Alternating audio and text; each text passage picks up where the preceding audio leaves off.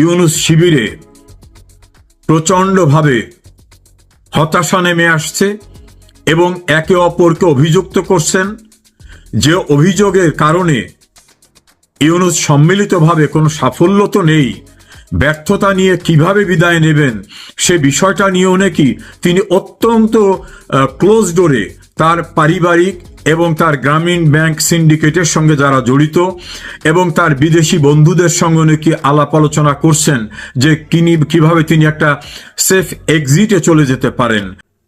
ইউনূস শিবিরে ঝড় উঠেছে,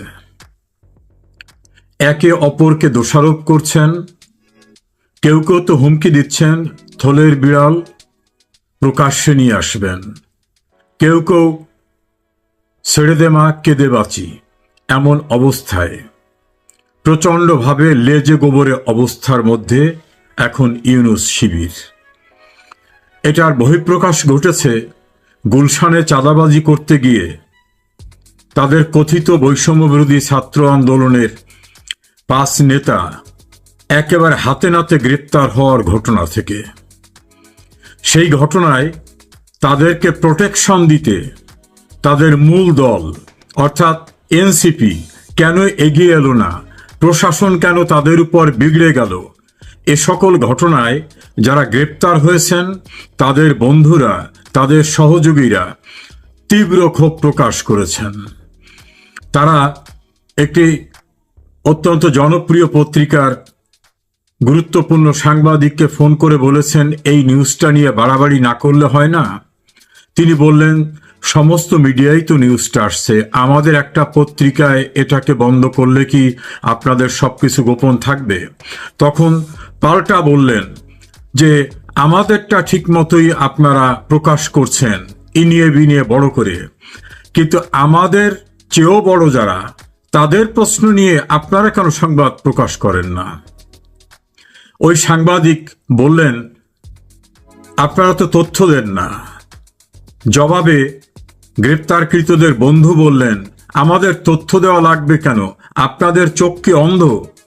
আপনারা কি একবারও প্রশ্ন করেছেন যে আমাদের যে বিশাল অফিস রূপায়ণ টাওয়ারে, সেই বিশাল অফিস আমরা কিভাবে পেলাম, আমরা কিভাবে সেখানে অ্যাডভান্সের টাকা দিলাম, কিভাবে ভাড়ার টাকা দিচ্ছি, আমরা যে সম্মেলন করলাম আমাদের আত্মপ্রকাশের, সেই সম্মেলনের কোটি কোটি টাকা কোত্থেকে এলো, আমরা যে সারা দেশে ঘুরে বেড়াচ্ছি সেখানে যে কোটি কোটি টাকা ব্যয় সেগুলো কোত্থেকে এলো, আমরা যে হোটেল শেরাটনে বিশাল ব্যয় আমরা পরিশোধ করার চেষ্টা করছি সেটা কোত্থেকে এলো, আমাদের যে বড় বড় গাড়িতে আমাদের নেতারা চড়ছেন এই গাড়িগুলো কোত্থেকে এলো, যে সকল নেতারা প্লাস্টিকের স্পঞ্জ পরতেন, যারা মেসে থাকতেন, কোচিং সেন্টারে টিউটর হিসাবে পড়াতেন, তাদের যে এই বিশাল আয়োজন এগুলো কোত্থেকে এলো সে প্রশ্ন কি আপনারা করেছেন? নাকি আমাদের ছোট পেয়েছেন এই জন্য আমাদেরকেই ঘেরাও করে আপনারা সংবাদ পরিবেশন করছেন?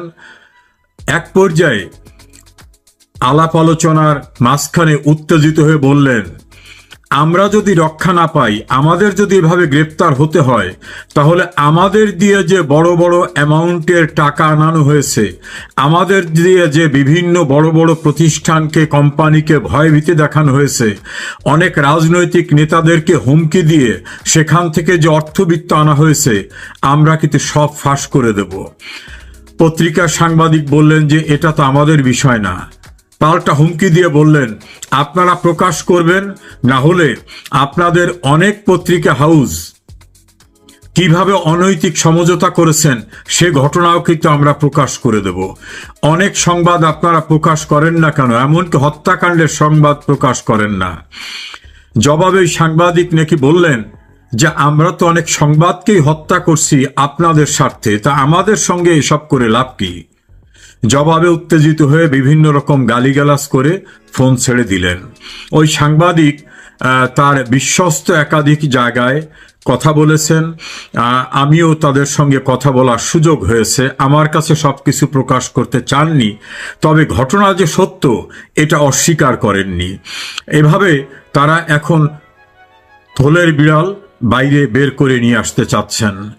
তিনি বলছেন যে আমরা গুলশানের একটি ঘটনাকে আপনারা আমাদের কেমনভাবে ধরলেন, এরকম ঘটনা ধানমন্ডি, বনানী, গুলশান, বাড্ডা, উত্তরা, বিভিন্ন জায়গায়। তো এরকম ঘটনা অহরহ ঘটছে। যারা অবৈধভাবে, তাদের ভাষায় অবৈধভাবে টাকা আয় করেছে, তাদের কাছ থেকে টাকা পাওয়ার জন্য আমরা তো হকদার, সেভাবেই তো আমরা তাদের কাছ থেকে টাকা পাই। আমাদের নতুন একটি যাত্রায় আমাদের টাকা লাগবে না, এরকম ভাবে তিনি জবাব দিলেন। এবং এক পর্যায়ে উত্তেজিত হয়ে তারা এ কথাও নাকি বলেছেন, খুব শিগগিরই তারা থলের বিড়াল সব প্রকাশ করে দেবেন। বৈষম্যবিরোধী ছাত্র আন্দোলনের সাবেক মুখপাত্র উমামা ফাতেমা, তিনি তো ফেসবুকে স্ট্যাটাস দিয়ে সমস্ত কিছু প্রকাশ করে এমনভাবে তার বহিঃপ্রকাশটা ঘটিয়েছেন যে এদের শেকড় অনেক গভীরে, অর্থাৎ এদের সঙ্গে অনেকের যোগাযোগ আছে গুরুত্বপূর্ণ ব্যক্তিদের, ওরাই শুধু বিচ্ছিন্ন ভাবে না, পিসমিল করে ওদের ধরা ঠিক হবে না। তিনি আরো বলেছেন যে অতীতে কোনো অভিযোগ তোলা হলে পিন ড্রপ সাইলেন্টের মতো অবস্থা হয়ে যেত। তিনি ব্যঙ্গ বিদ্রুপ করে তার স্ট্যাটাসে লিখেছেন। আবার বৈষম্য বিরোধীদের এক নেতা সার্জিস আলম, তিনি তো ফেসবুকে স্ট্যাটাস দিয়ে সেনাবাহিনীর যে প্রশংসা করেছেন, সেনা প্রধানের যে প্রশংসা করেছেন, তাকে কেউ কেউ বলছেন যে হঠাৎ করে এমন কি হলো যে সেনা প্রধানকে তৈলমর্দন করার মতো স্ট্যাটাস দেওয়া শুরু হয়ে গেল, যদিও মাত্র কয়েকদিন আগে হাসনাত আবদুল্লাহ এবং সার্জিস আলমরা সেনাপ্রধানের বিরুদ্ধে বিষাদগার করেছিলেন। তাহলে কি হঠাৎ পায়ের নিচে মাটি নেই এমন অবস্থা? এর সঙ্গে আরো যুক্ত হলো, কয়েকটি সোর্স আমাকে জানালো যে উপদেষ্টা মণ্ডলীর ভিতরেও একে অপরকে দোষারোপ করছেন। কেউ বলছেন যে বাণিজ্যিকভাবে আমেরিকা সবচেয়ে গুরুত্বপূর্ণ দেশ, সেখানে আমাদের উপর যে ট্যাক্স ইম্পোজ হতে যাচ্ছে এটা ঠেকানো গেল না কেন? বাণিজ্য উপদেষ্টাকে অভিযুক্ত করা হচ্ছে। বাণিজ্য উপদেষ্টা নাকি একান্ত পরিসরে বলছেন এটা তো ইউনূস স্যারের নিজের দেখার কথা ছিল, আমেরিকার ব্যাপারটা তো আমরা ডিল করব না। আবার কেউ কেউ বলছেন যে স্বৈরাচারদের বিচার এখনো কেন শেষ হলো না, আসিফ নজরুলকে অভিযুক্ত করছেন। আসিফ নজরুল বলছেন সব কি আমি একা, আমি তো চেষ্টা করে যতটা সম্ভব সেটা করছি। আসিফ নজরুলের ভিতরে নাকি প্রচন্ড হতাশা নেমে আসছে, কারণ মাইলস্টোন স্কুল এবং কলেজে 9 ঘন্টা তিনি এবং প্রেস সেক্রেটারি পড়ার অবস্থায় তার মুখের উপরে যে জাতীয় ভাষায় স্লোগান দেওয়া হয়েছে এবং তাকে উদ্ধার করতে শত শত নয় হাজারের কাছাকাছি পুলিশ নিতে হয়েছে, পুলিশের উপস্থিতিতেও তাদেরকে ন্যাক্কারজনকভাবে অপমান করা, গালিগালাজ করার মতো ঘটনা। তিনি নাকি আরো ক্ষুব্ধ হয়েছেন যে ছাত্রদের জন্য তিনি এই রাজনীতিতে আসলেন, সেই ছাত্ররা তাকে উদ্ধার করতে মাইলস্টোন স্কুল এবং কলেজের দিকে কেউ এগিয়ে যান নাই। এ ঘটনায় তিনি খুব মর্মাহত। তিনি এক পর্যায়ে কি বলেছেন যে আমি আগেই জনপ্রিয় ছিলাম, এখন রাস্তায় তো বের হতে পারছি না, অবরুদ্ধ হয়ে থাকছি। আবার যদি এত পুলিশ তো আর সবসময় আমার সঙ্গে থাকবে না, আমি বাইরে চলে গেলে তখন আমার অবস্থা কি হবে, এর চেয়ে আমার এখানে না আসাই উত্তম ছিল। এভাবেই তিনি নাকি তার ক্ষোভের কথা প্রকাশ করছেন। প্রেস সেক্রেটারি নাকি বলছেন যে আমি আগেই তো ভালো ছিলাম, আমার এখানে এসে এখন আমার স্ত্রী থেকে শুরু করে পরিবারের সবাই বলে যে তুমি তো গণশত্রুতে পরিণত হয়েছে, আমার গ্রামের লোকরাও বলে গণশত্রু, আমি তো বাইরে বের হতে পারছি না। এভাবে একে অপরের অভিযোগ তুলে ধরছেন। এবং ডক্টর ইউনূস নাকি তার ঘনিষ্ঠ পরিসরে বলছেন আপনারা যদি এত কিছু নাই করতে পারেন, আমাকে কেন আপনারা এখানে আটকে রাখছেন? আমিও ক্লান্তি বোধ করছি, আমার বয়স হয়ে গেছে, আমার নিজস্ব প্রতিষ্ঠান গ্রামীণ সেক্টরকে সেটাও আমার দেখাশোনার দায়িত্ব, আমি তো সেখানেও কাজ করার সুযোগ পাচ্ছি না। ঐক্যমত কমিশনে যারা আমেরিকা সহ অন্য দেশ থেকে এসেছেন, তারাও নাকি ডক্টর ইউনূসের সঙ্গে একান্ত আলোচনায় এবং নিজেদের ভিতর আলোচনায় বলছেন আমাদের এই সব পরিশ্রম জলে চলে যাচ্ছে, কিছুই হবে না, আমরা যত সংস্কারের প্রস্তাব করছি এটা যারা ক্ষমতায় আসবে তারা এটা বাস্তবায়ন করবে কি করবে না সেটা আমরা জানি না। তাছাড়া ঐক্যমতে কেউ পৌঁছাতে পারছে না, বিএনপি সবচেয়ে বড় স্টেক হোল্ডার, জামাত দ্বিতীয় স্টেক হোল্ডার, তারাও আমাদের সঙ্গে একমত পোষণ করছেন না। এমন কথা তারা বলছেন যারা একমত পোষণ করছেন তারা তো ছোট ছোট পার্টি, তারা ইউনিয়ন উপজেলা পর্যায়ে নির্বাচন করেও দাঁড়াতে পারবে এমন অবস্থা তাদের নাই। তো তাদের মতামতের সঙ্গে কি যায় আসে?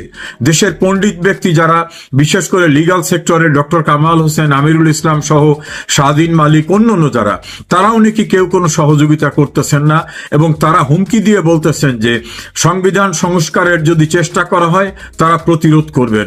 ফলে ঐক্যমত কমিশনে যারা বিভিন্ন সাব কমিটিতে দায়িত্ব পালন করেছেন তাদের ভিতরে হতাশা নেমে আসছে। আবার জুডিশিয়ারির দিক তাকিয়ে কেউ কেউ হতাশা ব্যক্ত করছেন যে কোনো কিছুই তো সেখানে হচ্ছে না।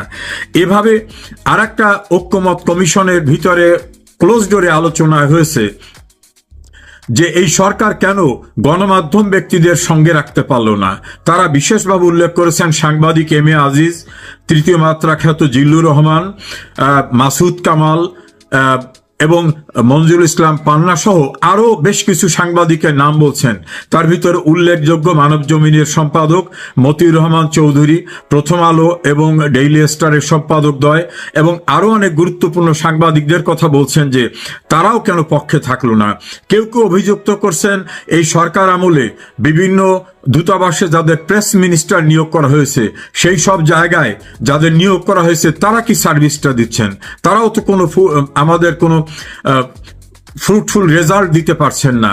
তাহলে দেশের ভিতরে যারা আছেন, মোস্তফা ফিরোজ তিনি তীব্র আওয়ামী বিরোধী, তিনিও খুব জোরালো কণ্ঠে এই সরকারের সমালোচনা করছেন এবং আজকে তিনি তার একটা ভিউজে বলছেন যে 100 জন সাধারণ মানুষকে জিজ্ঞাসা করা হলেও এই 100 জনই বলবে জুলাই অভ্যুত্থানের ছাত্র নেতাদের ভাবমূর্তি শেষ হয়ে গেছে, এদের পক্ষে কেউ নাই এবং এরা যা করছে তাদের পক্ষে থাকার মতো অবস্থা নেই। এভাবে তারা কথা বলছেন এবং ইউনূস সাহেব যে ক্লান্ত, তিনি এটাকে ছেড়ে চলে যেতে চাচ্ছেন, এ বিষয়টা একাধিক উপদেষ্টা বলেছেন। অন্তত 5 জন উপদেষ্টা বলেছেন যে আমাদেরকে এখান থেকে রিলিজ করা হোক, যেটা ইউনূস সাহেব অতীতে বলেছিলেন যে আমার বেশ কয়েকজন কলিগ তারা বলছেন যে আমাদের পোষাচ্ছে না, আমরা চলে যেতে চাই। এর ভিতরে একজন তো শিক্ষা উপদেষ্টা, তিনি বিদায় নিয়েছেন। নির্বাচন কমিশনের দায়িত্বে যারা আছেন তাদের ভিতর 3 জন কমিশনারের পারিবারিক সূত্র অত্যন্ত ঘনিষ্ঠ পরিবেশকে জানিয়েছেন যে কে এম নুরুল হুদার যে পরিণতি হয়েছিল এই পরিণতি আমাদের জন্য হতে পারে, আমরা এখানে দায়িত্ব পালন করতে চাচ্ছি না। তারা কি অজুহাতে সরে যাবেন এজন্য তারা পথ খুলছেন। এমনকি চিফ ইলেকশন কমিশনারের অত্যন্ত ঘনিষ্ঠ একটি সূত্র জানিয়েছে যে তিনি যতই বলুন না কেন আমি ভয় পাচ্ছি না, আমি ভয় পাচ্ছি না, বারবার এই ভয় পাচ্ছি না বলার ভিতর থেকে প্রকাশ হচ্ছে যে আসলে তিনিও ভয় পেয়ে যাচ্ছেন। দুর্নীতি দমন কমিশনে যারা দায়িত্ব পালন করছেন তাদেরকে তড়িঘড়ি করে শেখ হাসিনা, তার পরিবার এবং তাদের ঘনিষ্ঠজনদের বিরুদ্ধে একের পর এক মামলা দিতে বলা হয়েছে। এমনকি মামলার প্রাথমিক যে অনুসন্ধান, সেই অনুসন্ধানে উল্লেখযোগ্য কোনো ম্যাটেরিয়াল না পাওয়া সত্ত্বেও মামলা করতে বলা হয়েছে। বাংলাদেশের সমস্ত জেলার আওয়ামী লীগ এবং আওয়ামী লীগের সহযোগী সংগঠনের নেতাদের বিরুদ্ধে মামলা করতে প্রচন্ড চাপ সৃষ্টি করা হচ্ছে। এখন এফআইআর করতে গিয়ে কিছু কথা তো বলতে হবে যে এই তথ্যপত্র পাওয়া গেছে যার ফলে তাদের বিরুদ্ধে মামলা করলাম। সেই তথ্যপত্র সংগ্রহ করার যে সময়, সে সময়টাও তাদের দেয়া হচ্ছে না। ফলে একাধিক কমিশনার তাদের পারিবারিক ঘনিষ্ঠ সূত্রকে বলছেন যে কোথায় এসে পড়লাম, আমরা তো এখান থেকে সরেও যেতে পারছি না, অথচ মামলা নিতে প্রেসার করা হচ্ছে। এই রকম পরিস্থিতির ভিতরে প্রচন্ডভাবে ইউনূস শিবিরে প্রচন্ডভাবে হতাশা নেমে আসছে এবং একে অপরকে অভিযুক্ত করছেন যে অভিযোগের কারণে ইউনূস সম্মিলিতভাবে কোনো সাফল্য তো নেই, ব্যর্থতা নিয়ে কিভাবে বিদায় নেবেন সে বিষয়টা নিয়েও নাকি তিনি অত্যন্ত ক্লোজ ডোরে তার পারিবারিক এবং তার গ্রামীণ ব্যাংক সিন্ডিকেটের সঙ্গে যারা জড়িত এবং তার বিদেশি বন্ধুদের সঙ্গে নাকি আলাপ আলোচনা করছেন যে কিভাবে তিনি একটা সেফ এক্সিটে চলে যেতে পারেন। অন্যদিকে তাকে নির্বাচন যে কোনো মূল্যে করে চলে যেতে হবে এভাবে চাপ সৃষ্টি করা হচ্ছে। আবার জামাত ইসলামী এবং এনসিপি সহ এই ঘরানার যারা, তারা বলছেন যে কোনোভাবেই আপনি নির্বাচন দিতে যাবেন না, কারণ আমরা এখনো গুছিয়ে উঠতে পারিনি। ইউনূস অসতর্ক অবস্থায় বিদেশে এক সাংবাদিককে বলেই ফেলছিলেন যে আমার নিয়োগকর্তা যারা ছাত্ররা, তারা তো একটা দল করেছে, তাদের গুছিয়ে উঠতে প্রতিটি জেলায় জেলায় কাজ করতে তো আমার সময় দিতে হবে। এবং সেই সময় দিতে গিয়ে তিনি চরম বিতর্কে পড়েছেন। অর্থাৎ তাদের যে একটা প্রচন্ড জনপ্রিয়তা ছিল এরকম একটা ধারণা ইউনূসের কাছে ছিল। এখন তিনি দেখছেন যে সাজোয়া যান আর্মির, বিজিবি, র্যাব, পুলিশ, সরকারি প্রতিষ্ঠানকে কাজে লাগানো, হোটেলকে রিজার্ভ করে দেওয়া, এমনকি বিদ্যুৎ উৎপাদনকারী প্রতিষ্ঠানকে সমস্ত বিদ্যুৎ তাদের সমাবেশে দেওয়ার কথা, স্কুলকে ছুটি দেওয়ানো, বিভিন্নভাবে তিনি এদেরকে প্রোভাইড করার যে চেষ্টা করছেন, তারপরেও কোনো সাড়া আসছে না।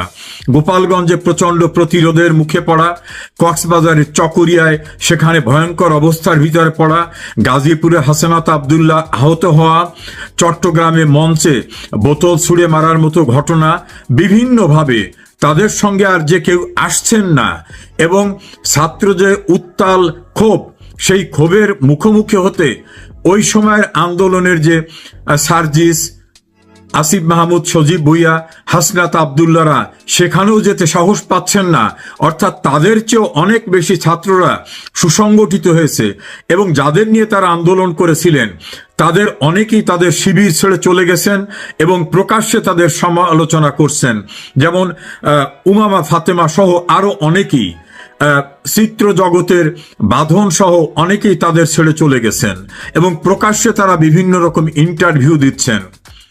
ফলে সামগ্রিকভাবে ইউনূস শিবিরে প্রচণ্ড হতাশা, তাদের ভিতরে ছেড়ে দিয়ে কিভাবে পরিত্রাণ পাবেন সে পথও তারা দেখছেন না, আবার নির্বিঘ্নে নির্বাচনও করে উঠতে পারবেন এমন অবস্থাও না।